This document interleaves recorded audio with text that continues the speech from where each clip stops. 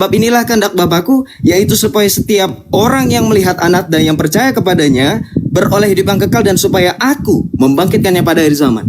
Saya rasa kalau sudah ayat ini, Ustadz Yusuf dan orang Islam bahkan ulama mengakui tidak ada yang sanggup sama seperti Yesus yang katanya hanya manusia. Kenapa? Sebab di dalam Islam, di dalam surah Al-Quran, dalam Al-Quran surah Al-Ghasyiyah pun dikatakan bahwa hanya Allah yang mampu membangkitkan orang pada akhir zaman, yang disebut dengan yaumul ba'ats. Dan ini Yesus mengatakan, aku membangkitnya pada akhir zaman.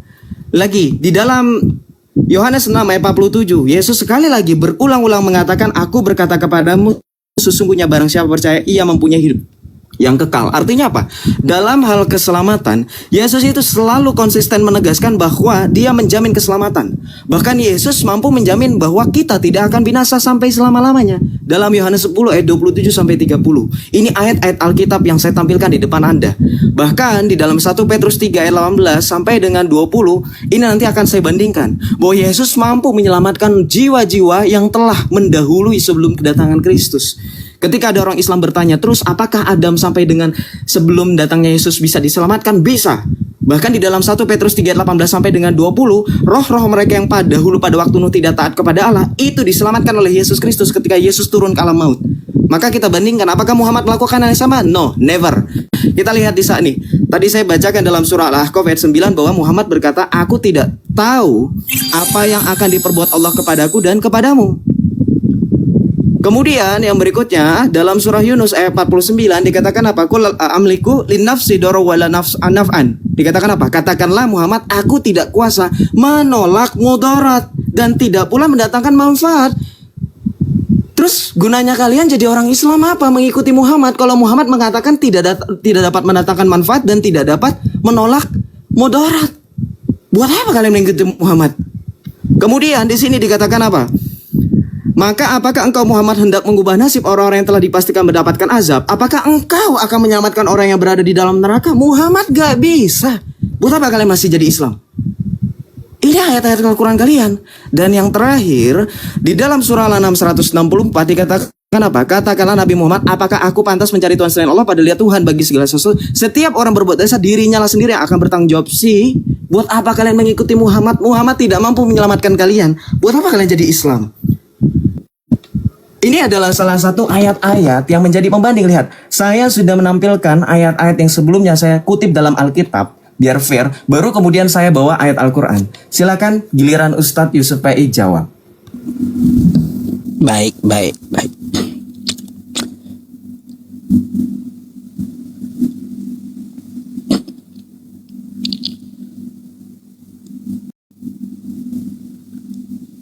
Sabar ya, belum nih, waktunya belum muncul. Nah nih.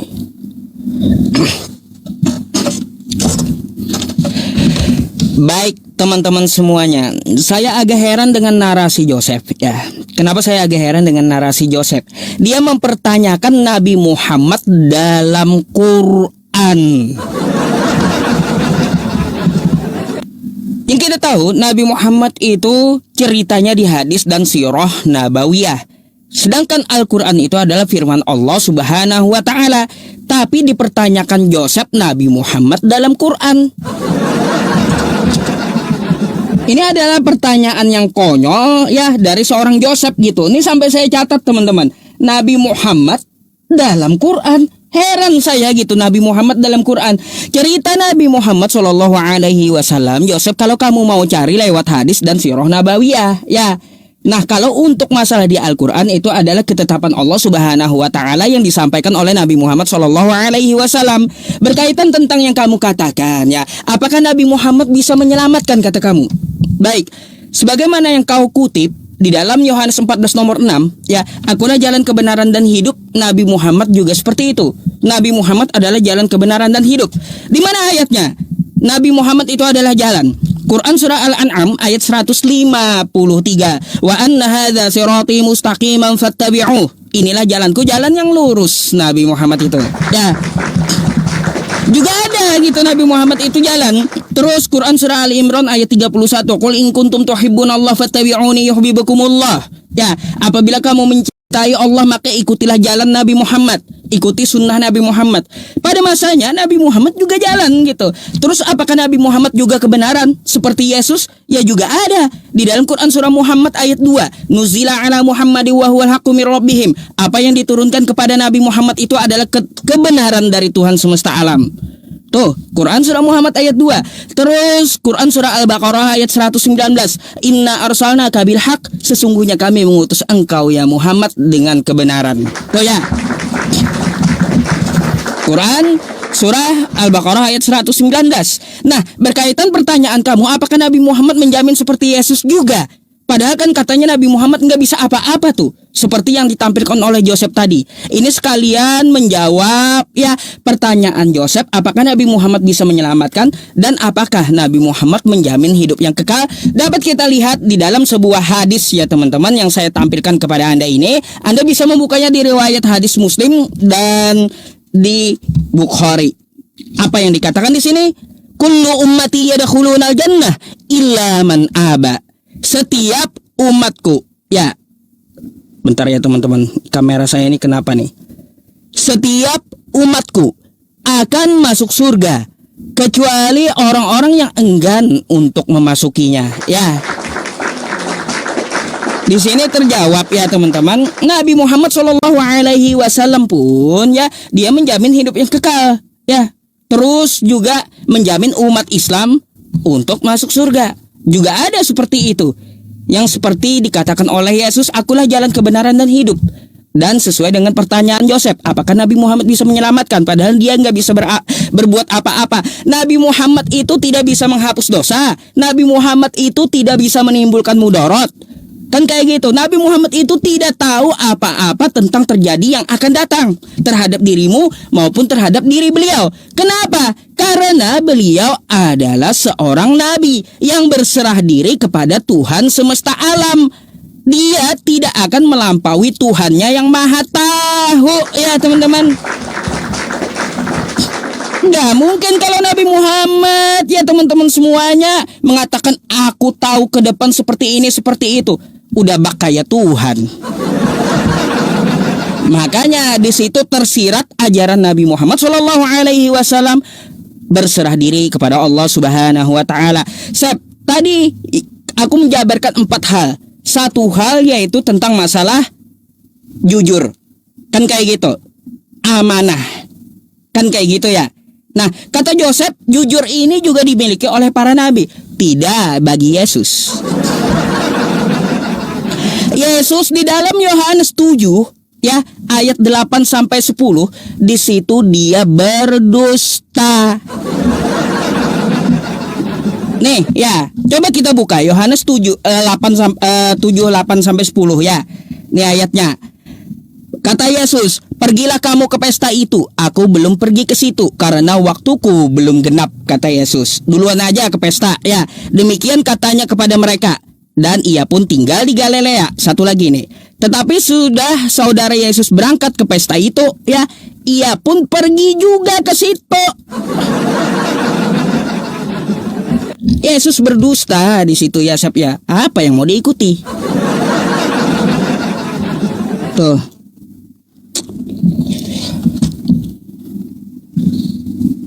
Oke, kita langsung saja jawab. Itu Yohanes 7 ayat 5, ini ayat 7 ayat 8 sampai dengan 10. Ini kan sering dibahas nih sama Yusuf PI. Buka varian teks aslinya. Di situ digunakan kata apa? Belum. Bukan berarti tidak akan, tapi belum. Ya, sama seperti dalam Islam. Kamu pada saat kita diskusi ingat gak beberapa waktu lalu ketika berbicara mengenai apakah orang Islam akan melihat Allah, kamu bilang belum kan? Bukan tidak. Kata Yesus itu juga dalam bahasa aslinya belum. Belum akan pergi, itu bukan berarti tidak. Ketika Yesus menolak pergi bersama-sama pada saat itu, konteksnya dia menolak yang saat itu saudara-saudaranya tidak percaya kepadanya. Baca ayat kelima. Ini kebiasaan Islam, selalu baca ayat kitab suci kami seperti baca ayat Qur'annya, dikutip-kutip. Nah, inilah yang mau saya buktikan. Apa yang mau saya buktikan? Yusuf PI bilang tadi dalam surah Al-An'am 153, Muhammad jalan yang lurus. Bohong. Nih, saya laporin kamu ke MUI, ya. Enak aja kamu. Saya tanya sama kamu. Di sini wa anna di sini siapa? Anak di sini siapa? Allah atau Muhammad? Kok ngaku-ngaku Muhammad jalan yang lurus? Yang berbicara ini Allah. Dibohongin lo sama Yusuf PI. Wah, parah nih. Tangkap dong ulama. Kok bisa-bisanya dia bilang ini Muhammad yang ngomong? Ini yang ngomong Allah. Jadi ketika di sini dikatakan artinya sungguh inilah jalanku yang lurus. Ini ada kataku. Ngibul aja kerjaannya. Tolong dong ulama ya ditangkap, ini Allah loh, tafsir pakai tafsir apapun, tafsir jalan lain, tafsir Wajiz, tafsir Ibnu Katsir, ini Allah loh berbicara, bukan tentang Muhammad. Ya, tolong direcord, ini parah nih ustadz kalian. Tukang bohong. Kemudian yang berikutnya, kamu tadi bilang katanya Joseph itu salah paham. Joseph kok nanya tentang Muhammad di Al-Qur'an? Lah terus dari tadi kamu ngapain kuti-kuti ayat untuk membuat seolah-olah Muhammad itu jalan yang lurus, jalan yang benar dan seterusnya, ha? Yang saya maksud, Yusuf, adakah di dalam Al-Quran Muhammad itu betul-betul jalan yang lurus, betul-betul menjamin keselamatan? Kenapa? Karena kita lihat di sini. Kamu kan pakai hadis katanya. Tadi setiap umatku akan masuk ke dalam surga, tapi bohong ya, kerjaannya Muhammad sama Yusuf PI sama-sama tuh ya, bukan jujur nih. Baca. Tidak ada seorang pun di antaramu yang tidak melewatinya, yaitu melewati apa? Melewati neraka. Tetap akan lewat. Hah? Jadi tetap akan masuk dalam surga. Tidak Pak. Betul, memang akan masuk dalam surga. Cuman anehnya dalam Islam mereka masuk dalam neraka dulu. Nanti ada hadis yang sahih mengatakan sampai Allah memanggil nama terakhir penduduk neraka, barulah neraka ditutup. Itu kan Allah kamu, tetap masuk neraka. Tidak sekonyong-konyong langsung masuk surga. Oke, betul? Oke, kita lanjut. Kemudian, kamu bilang bahwa Muhammad bisa memastikan, sekali lagi, Muhammad itu tidak mengetahui apapun. Kenapa? Karena di sini saya bisa buktikan Muhammad saja berdosa. Baca di sini. Ketika dikatakan apakah semua nabi itu berdosa? Iya, semua nabi berdosa. Makanya tadi Yusuf PI sampai mengeluarkan narasi seolah-olah Yesus itu lebih berharga daripada Tuhan, daripada Muhammad. Kenapa? Karena memang hanya Yesus yang mampu menghapus dosa dan tidak berdosa. Karena di sini bahkan dalam surah Al-Qasas ayat 15-16, Musa pun berdosa. Maka sama seperti Musa, Muhammad pun berbuat dosa. Makanya Muhammad itu memohon ampun kepada Allah atas dosanya. Tetapi juga Muhammad, kita tahu bahwa punya dosa yang lalu dan yang akan datang. Artinya apa? Terus buat apa kalian percaya Muhammad akan menemani kalian masuk ke dalam surga? Baca loh. Di sini dosa Muhammad yang akan datang. Saya tanya, dosa Muhammad yang akan datang itu yang apa? Hah?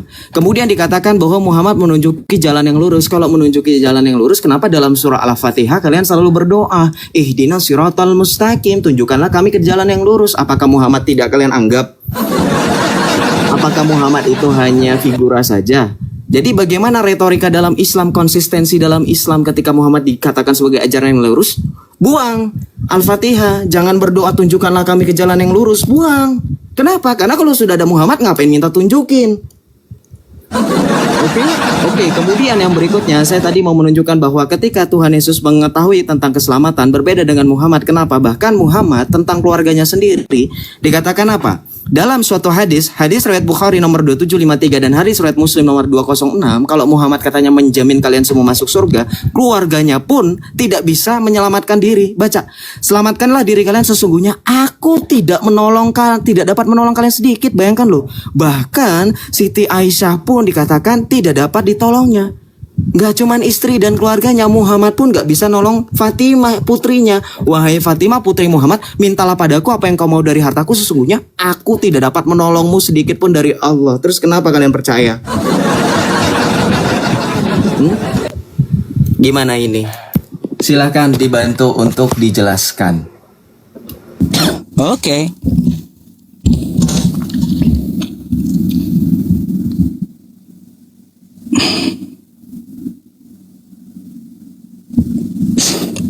Banyak kali syubhatnya ini, harus saya jawab ini teman-teman. Bentar ya. Baik teman-teman, terkait hadis yang ditampilkan oleh Joseph ya, Nabi Muhammad ya jelas tidak akan dapat menolong meskipun Fatimah ya melakukan dosa gitu.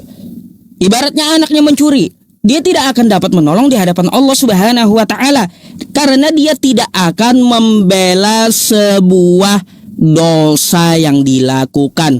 Nabi Muhammad tidak membenarkan dosa, ya teman-teman. Meskipun yang melakukan dosa itu adalah anaknya, dia nggak akan menolong di hadapan Allah Subhanahu wa taala. Meskipun itu anaknya, yang salah tetap salah. Seperti itulah yang dimaksud oleh hadis tersebut. Ya, jadi camkan itu. Bukan berarti dia tidak dapat menolong, mengalihkan atau membawa ke surga, bukan seperti itu konteksnya kawan. Ya. Bukan seperti itu. Kamu perlu tahu Nabi Muhammad di situ tidak akan membela dosa. Perlu kamu tahu. Terus kamu juga membawa Quran surah Maryam ayat 71 yang katanya umat Islam akan masuk neraka. Joseph, kau suka potong-potong ayat. Maryam 71 itu adalah jaminan Kristen masuk neraka. Coba kau buka Maryam 71, wa in minkum illa wariduha kana ala rabbika hatsman maqdiya. Tidak ada seorang pun, saya bukakan saja ya teman-teman semuanya. Nih, biar Anda tahu semua. Maryam 71 adalah jaminan Kristen masuk neraka. Nih saya kasih ayatnya sama Anda. Maryam 71 nih. Nih, ya. Maryam 71. Wa iminkum illa wariduha kana ala rabbika hatsman maqdiya. Tidak ada seorang pun di antaramu yang tidak melewatinya sirat di atas neraka. Hal itu bagi Tuhanmu adalah ketentuan yang sudah ditetapkan. Ada ayat lanjutannya. Tsumma nunajjil ladzina taqaw. Selanjutnya kami akan menyelamatkan orang bertakwa. Siapa yang bertakwa? Ya, mari kita buka ke dalam Quran surah Ali Imran ayat 102. Ya ayyuhalladzina amanu taqullaha haqqa tuqatih wa la tamutunna illa wa antum muslimun. Wahai orang-orang beriman, bertakwalah kepada Allah. Jadi di sini yang bertakwa siapa? Janganlah kamu mati kecuali dalam keadaan muslim. Ya. Jadi di sini ya Allah mengatakan dia akan menyelamatkan umat Islam dan membiarkan orang yang zalim. Siapa yang zalim? Di dalam neraka. Siapa di dalam neraka ini yang zalim? Mari kita ke Quran surah Al-Baqarah ayat 254. Wal kafiruna humudz zalimun. Ya, orang-orang kafir itulah orang-orang zalim. Ya, teman-teman. Nah, salah satu kekafirannya seperti apa? Mari kita melihat ke dalam Quran surah Al-Maidah ayat 73. Laqad kafaral ladzina qalu innallaha salisu salasa. Sungguh telah kafirlah orang-orang yang mengatakan bahwa Allah 3 dalam 1 ya, Sep ya. Jadi yang dibiarkan Allah dalam neraka nih ya, yang di dalam neraka, orang zalim yang di dalam neraka ini adalah yang mengatakan Allah 3 dalam 1. Oh ya. Tuh sudah kau jawab tuh ya untuk Maryam 71. Terus kamu membawakan juga katanya masih juga minta jalan yang lurus. Ihdinas siratal mustaqim, potong lagi. Ya, mari kita lihat ya teman-teman ya. Tunjukilah kami jalan yang lurus nih ya. Nih. Mari kita lihat ayatnya. Tunjukilah kami jalan yang lurus. Artinya seperti apa? Ya, artinya ya teman-teman, jalan seperti apa nih? Mari kita baca ya. Mari kita baca jalan seperti apa maknanya. Ya, jalan yang engkau beri nikmat kepada mereka, yaitu petunjuk dan hidayahmu. Kemudian diperjelas lagi maknanya oleh kalimat bukan jalan yang dimurkai. Jalan dia yang dimurkai ini jalan siapa? Yang dimaksud adalah orang-orang Yahudi. Dan bukan pula jalan yang sesat. Jalan yang sesat siapa yang dimaksud? Orang-orang Kristen. Ya. Jadi kami berdoa tunjukilah jalan yang lurus, bukan jalan yang bengkok kayak Kristen. Nah, itu maksudnya. Bukan jalan yang sesat kayak Kristen. Ya, Sep. Waktu Yesus mengatakan akulah jalan kebenaran dan hidup, dia berkata untuk Yahudi, Sep. Ya. Nah, untuk Yahudi kan kayak gitu kepada Filipus dan Thomas, kepada muridnya.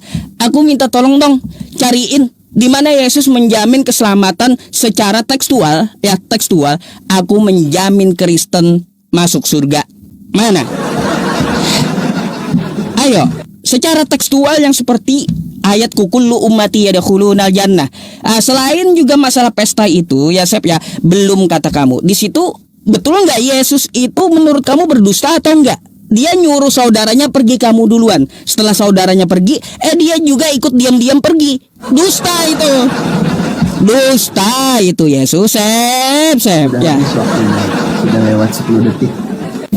Nah, silakan. Oke, kita langsung jawab aja biar nanti nggak keteteran di belakang. Dengerin. Kalau Islam bilang Yesus berdusta hanya karena Yohanes 7 ayat 8-10, saya tantang Anda, dalam hukum Taurat, salah satunya adalah jangan bersaksi dusta. Betul nggak, Oten? Kita yang Kristen tahu dalam 10 hukum Taurat. Nah, Ustadz Yusuf PI sudah ngangguk-ngangguk. Sekarang saya tantang Anda, ketika Yesus berada di dalam pengadilan dalam Yohanes 19 ayat 4, ketika Pilatus menghakimi Yesus, ketika di dalam Injil ada dusta tentang penghakiman agama bahwa orang-orang ahli-ahli Taurat membuat sebuah rekayasa palsu untuk memberatkan hukuman bagi Yesus, tidak ada satupun mereka yang membawa kasus Yesus datang ke dalam undangan pesta. Kalau memang Yesus berdusta. Artinya apa? Itu hanya karangan Yusuf PI saja. Seorang cocokologi. Jangan cocokologi. Saya minta, kalau saya diminta harus membaca Al-Quran dengan sesuai tuntunan Islam, saya minta Anda juga sama. Jangan ngarang-ngarang. Ada nggak di situ Yesus langsung bilang, woi, bohong, dusta, ada nggak? Nggak ada. Oke, kita lanjut. Dari tadi saya perhatikan Ustadz Yusuf PI ini hanya modal congor. Kenapa saya bilang modal congor? Saya nggak tahu Yusuf PI ini lulusan mana, karena dia menafsirkan Al-Quran seenak jidat. Sedangkan dalam surah Hud ayat pertama dikatakan apa? Alif lam ro kitabun uqimat ayatuhu tsumma fusilat.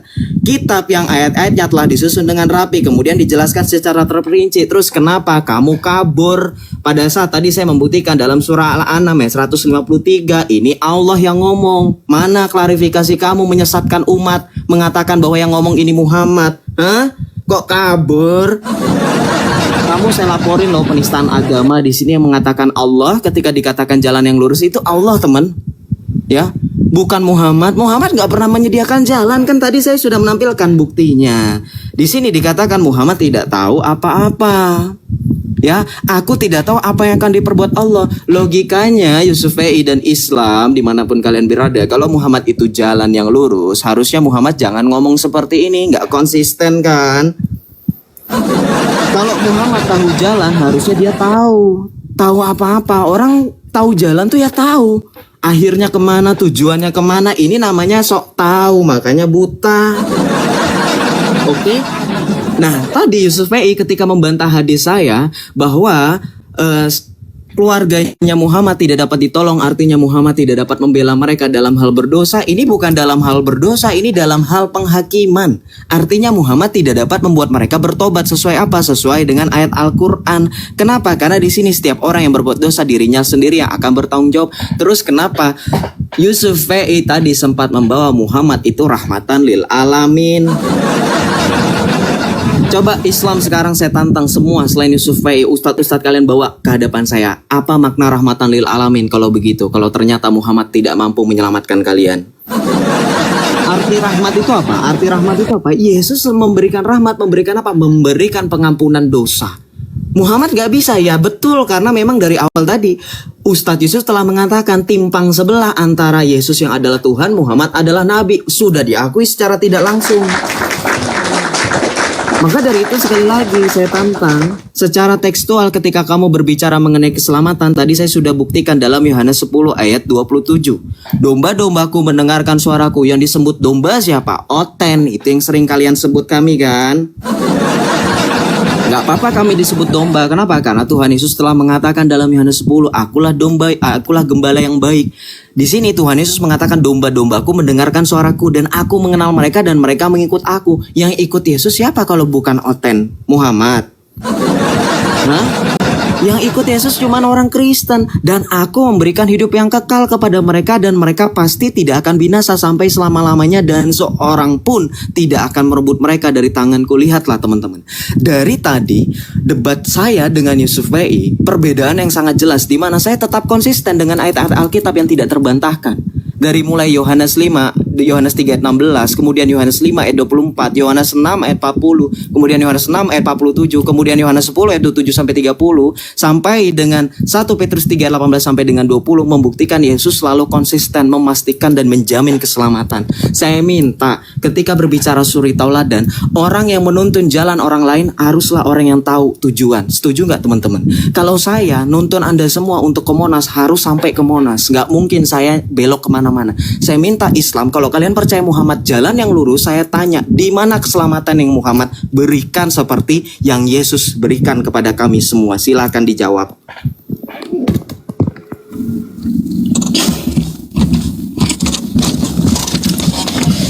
Oke.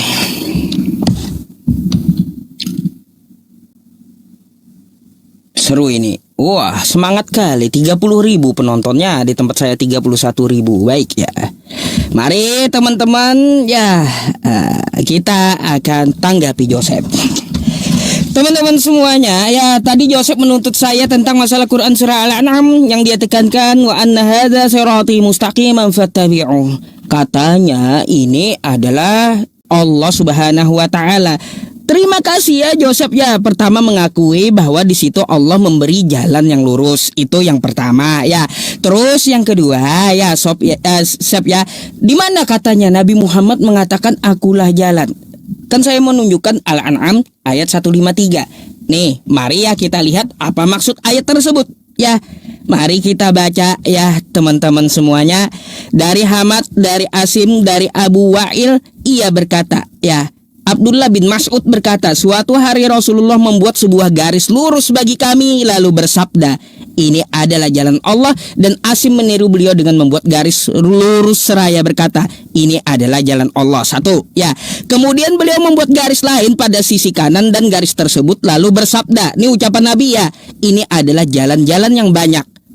Pada setiap jalan terdapat setan yang mengajak kepada jalan itu. Kemudian beliau nih ya Nabi membaca ayat wa anna hadza sirati mustaqiman fattabi'u. Inilah jalanku, jalan yang lurus. Maka ikutilah jalannya. Ya, udah dibilang yang dimaksud jalan yang lurus di Al-An'am ayat 153 adalah Nabi Muhammad SAW. Nggak bisa Al-Quran saya itu dimanipulasi karena dia mempunyai asbabun nuzul, sebab turun ayat. Waktu itu Rasulullah menyatakan beberapa garis, 1, 2, 3. Lalu beliau berkata, wa anna hadza sirati mustaqiman fattabi'u. Inilah jalanku, jalan yang lurus, maka dari itu ikutilah jalannya. Oh ya, maksud ayatnya. Ya, tapi nggak apa-apa. Joseph udah mengakui itu adalah jalan Allah. Yang nggak apa-apa juga sih ya sebenarnya. Karena apa? Karena taat kepada Nabi Muhammad berarti taat kepada Allah. Ya, qul ati'ullah wa ati'ur rasul. Kan kayak gitu ya teman-teman semuanya. Berkaitan tentang masalah yang lainnya. Ya, yang lainnya yang dijabarkan Yosef tentang masalah Yesus. Sebenarnya bukan masalah ke pesta tadi saja. Masih banyak suri tauladan Yesus yang tidak patut dicontoh. Ya, masih banyak gitu. Salah satunya apa? Ketika dia menghambur-hamburkan dagangan orang di halaman bait Allah. Nah, ini apa yang patut dicontoh dari menghambur-hamburkan dagangan orang? Apakah patut dicontoh menghambur-hamburkan dagangan orang? Suri tauladan apa yang dapat diambil menghambur-hamburkan dagangan orang? Di halaman. Ingat ya, itu di halaman. Matius 21 ya. Baca, Yesus masuk ke dalam bait Allah, ke dalam. Habis itu dia mengusir pedagang yang di halaman. Ya, orang kagak jualan di dalam bait, ya malah diamuk-amuk orang jualan di jalanan. Kena teman-teman saya. Kena pembatasan, kena report. Ada yang nggak apa-apa lah, nggak apa-apa. Saya teruskan dulu, nanti setelah sama Joseph saya akan live streaming ulang ya teman-teman. Kena report nih, ya kena report. Jadi ya teman-teman, dari Yesus saya minta sama Joseph, apa yang patut dicontoh dari Yesus ketika menghambur-hamburkan dagangan orang depan bait? Saya mau tahu itu apa yang patut dicontoh gitu loh. Berkaitan tentang masalah Nabi Muhammad adalah jalan, udah saya jawab ya dengan asbabun nuzulnya. Sebab ayat Quran surah Al-An'am ayat 153 tadi turun gitu.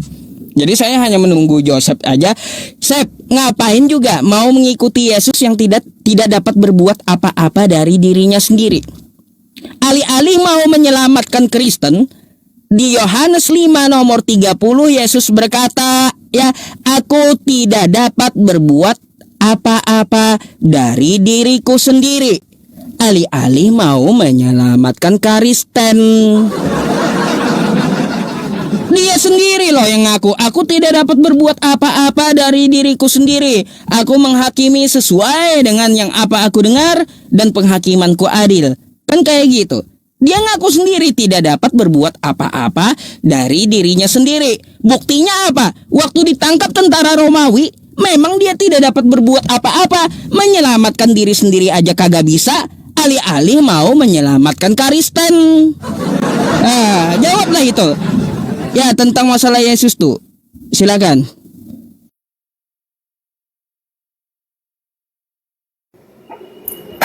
Oke, kita langsung. Oh, belum. Nah. Oke, kita langsung jawab ya. Ketika dikatakan dalam Yohanes 5 ayat 30, ini ayat kesenangan Islam.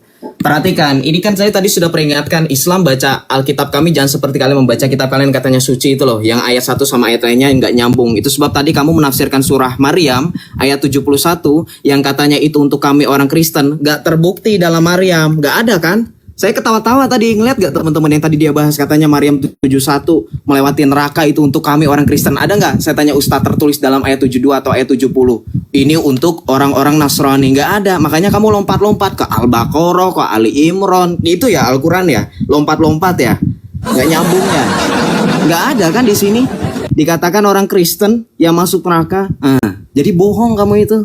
Kemudian kamu mengatakan Yohanes 5 ayat 30, kamu mengatakan bahwa Yesus tidak mampu berbuat apapun dari dirinya sendiri. Perhatikan loh, ini menekankan bahwa Yesus dengan Allah Sang Bapa itu satu. Satu dalam apa? Satu dalam hakikat. Maka ayat 30 ini satu perikop dengan ayat 19. Kamu berani nggak baca? Di ayat 19, Yesus ini berbicara tentang kesaksian dari dirinya. Maka Yesus menjawab mereka katanya, aku berkata kepadamu, sesungguhnya anak tidak dapat mengerjakan sesuatu dari dirinya sendiri jikalau tidak ia melihat Bapa mengerjakannya. Sebab apa yang dikerjakan oleh Bapa dikerjakan oleh anak. Jeder. Jadi Yesus menyamakan dirinya dengan Allah Sang Bapa. Betul tadi Yusuf PI sempat mengatakan bahwa Bapa menyerahkan penghakiman ke anak. Apakah Yusuf PI mau murtad dia ngomong kayak gitu? Kenapa? Karena dalam surah At-Tin ayat yang ke-8 dikatakan apa? Dalam surah At-Tin ayat ke-8 teman-teman baca. Alaihissallahu biahkamil hakimin. Artinya apa? Bukankah Allah hakim yang paling adil? Artinya apa? Satu-satunya hakim itu hanya Allah kalau dalam Islam. Berarti kalau Yusuf PI barusan ngomong Yesus juga menjadi hakim, berarti Yusuf PI murtad kauliah kali ya.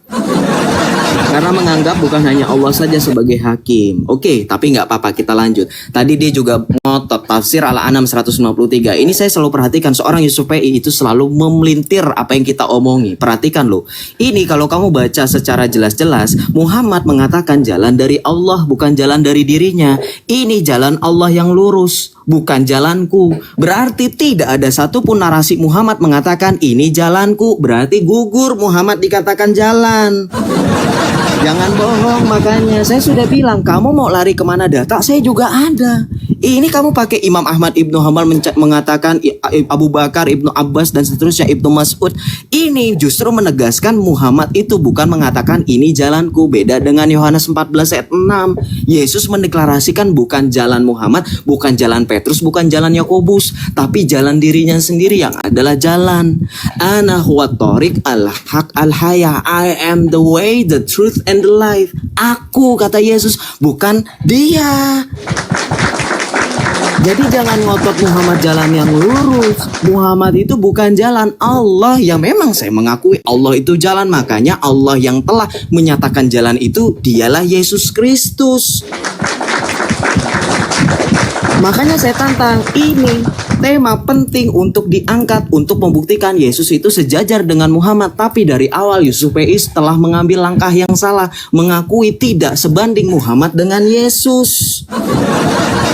Makanya dari tadi sulit menemukan persamaan, bahkan dipaksa-paksa dicocokologi, tapi nggak apa-apa. Kemudian kamu menegaskan tadi di dalam Injil di dalam Injil Matius 21 bahwa ketika Tuhan Yesus katanya memutarbalikkan dagangan-dagangan orang lain dikatakan sebuah dosa dan seterusnya. Kamu tidak membaca dalam Perjanjian Lama, di mana di dalam Yesaya di situ dikatakan apa? Dalam Yesaya 56 ayat 7 dikatakan dalam nubuatan Nabi Yesaya bahwa rumah doa itu akan dibuat menjadi sarang penyamun. Artinya apa? Yesus bukan berbuat dosa, karena dosa justru melanggar ketetapan Allah. Tetapi yang Yesus lakukan adalah menegakkan hukum bagi Allah. Yang Yesus lakukan ada justifikasi. Makanya Yesus mengutip nubuatan Yesaya, sebab ada tertulis, rumahku akan disebut rumah doa bagi segala bangsa, tetapi engkau menjadikan rumahku menjadi rumah penyamun. Kamu nggak membaca kitab suci secara keseluruhan. Beda dengan nabimu. Dalam surah At-Taubah 29 dikatakan apa? Perangilah orang-orang kafir. Disuruh memerangi tanpa sebab. Beda dengan Yesus, ada justifikasinya. Yesus melakukan itu karena bait Allah bukan tempat berjualan. Jangan kamu samain kayak masjid. Ya, tempat jualan, tempat apa. Bait Allah itu khusus untuk rumah doa. Makanya yang diperbuat oleh Yesus nggak akan kamu temukan dengan kalian. Makanya justifikasi itu tidak sama. Sekarang silakan dijawab, mana bukti Muhammad itu jalan mengatakan akulah jalan, bukan Al-An'am, tadi sudah terbukti.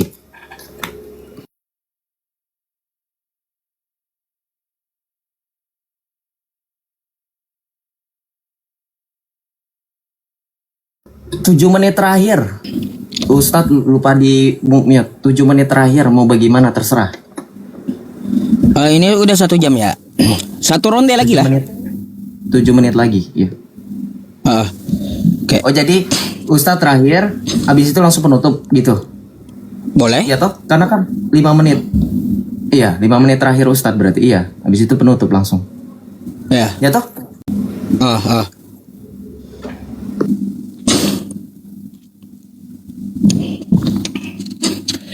Oke ya teman-teman semuanya, karena ini tanggapan akhir saya habis ini closing ya. Joseph di sini ya dia tidak menjelaskan secara detail tentang masalah Yesus tadi loh ya teman-teman ya. Di sini kalau kita baca Yesus masuk ke bait Allah dan mengusir semua orang yang berjual beli di halaman, bukan di dalam bait ya, di halaman. Ya. Di halaman ya, ia membalikkan meja-meja penukar uang dan bangku-bangku pedagang. Ini apa yang patut dicontoh gitu loh. Kalau orang jualan di halaman rumah saya, biarinlah orang jualan kan gitu ya. Ini apaan? Dia di halaman juga nggak mengganggu rumah atau mengganggu bait untuk orang ibadah, malah dihambur-hamburin Yesus. Coba jujurlah, kenapa suri tauladan apa dalam membalik-balikkan meja atau memberikan tendangan kasih kepada para pedagang gitu. Itu belum lagi aku membahas tentang masalah dia menyuruh muridnya untuk mengambil keledai. Itu apa yang patut diambil? Suri tauladan apa? Menyuruh mengambil keledai orang tanpa izin. Nah, kan gitu. Itu kalaunya kita mau membahas ya masih banyak, tapi karena waktunya terbatas, terus saya juga kena report ya teman-teman. Habis ini saya akan hentikan live streaming saya dulu, habis itu live ulang gitu ya. Takutnya kalaunya kena sekalian nanti seminggu ya nggak bisa live ya teman-teman semuanya. Jadi gini ya, terkait masalah Quran surah Al-An'am tadi ya, Joseph ini rupanya nggak ayat sama sekali gitu ya. Nih teman-teman semuanya ya, kita lihat ya, kita lihat wa anna hadza sirati mustaqiman fattabi'u wa la tattabi'us subula fatafarraqa bikum an sabili dzalikum wassaqum bihi la'allakum tattaqun. Wassaqum ya, yang diperintahkan Allah kepada Nabi Muhammad ya, demikian itu dia perintahkan kepadamu ya, agar Nabi Muhammad ya menjelaskan bahwa jalan dia ini adalah jalan yang lurus. Sep. Nabi Muhammad apa perintahnya? Menjelaskan jalan tadi. Makanya ada hadisnya, inilah jalanku, jalan yang lurus gitu. Masa yang kayak gitu aja Joseph nggak baca sampai terakhir gitu ya. Apalagi kalau merujuk ke Ali Imran ayat 31. Qul in kuntum tuhibbunallah fattabi'uni yuhibbukumullah. Apabila kamu mencintai Allah, maka ikutilah sunnahku. Kan seperti itu yang dikatakan oleh apa? Oleh orang-orang yang saat itu meminta penjelasan dari Nabi. Ya, siapa yang diikuti? Nabi Muhammad SAW. Udah jelas itu ayat, Joseph minta lagi yang lain ayatnya. Yang jelas kita sudah menekankan mau terima atau tidak kan ya itu terserah Joseph kan kayak gitu ya teman-teman. Saya hanya mempertanyakan tentang masalah suri tauladan Yesus di halaman bait Allah yang ketika dia membalikkan meja-meja ya. Terus juga saya juga mempertanyakan kepada Joseph ya tentang masalah bagaimana ketika dia menyuruh murid-muridnya untuk mengambil gandum yang pemilik gandum itu tidak diketahui. Lalu juga Yesus menyuruh untuk mengambil apa? Mengambil keledai orang yang tertambat. Itu suri tauladan apa sih yang patut dicontoh dari Yesus yang seperti itu nyuruh ngambil tanpa izin itu? Saya agak heran gitu. Ya semoga aja Joseph mau menjelaskan di closingnya juga gitu ya. Jadi kita dengar aja bagaimana tanggapan dia. Kalau untuk masalah penekanan Nabi Muhammad habis ini kan closingnya teman-teman, saya nggak bisa lagi bahas Kristennya ya. Setelah ini karena closing gitu. Jadi saya harus internal Islam aja yang saya tekankan. Terima kasih, mungkin itu aja ya. Silakan. Oke. Kayak teman-teman, wa anna hadzal sirati mustaqim fattabi'uh. Dah.